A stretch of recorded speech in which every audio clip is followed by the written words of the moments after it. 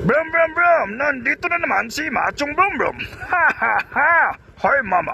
Ha ha ha! Mga kabrum brum, may nakita na naman tayong tutulog sa tabi ng kalsada mga kabrum brum. Bigyan na naman natin ito ng pagkain. Let's go!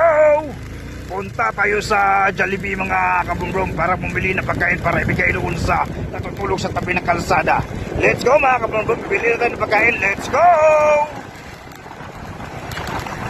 Dito na tayo sa Jollibee mga kabrum, bibili na tayo ng pagkain para bigay doon sa natulog sa tabi ng kalsada. Let's go mga kabrum, pasok tayo, let's go.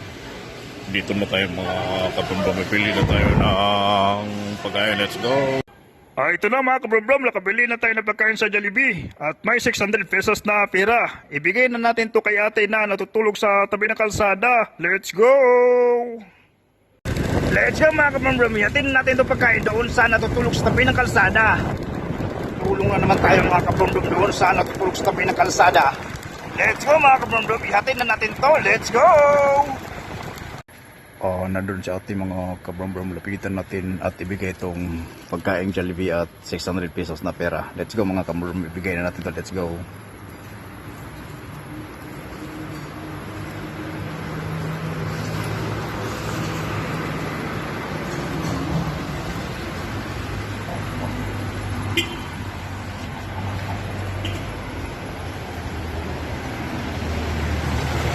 Let's go mga kabrum, bigyan natin pagkain kay ate. Let's go.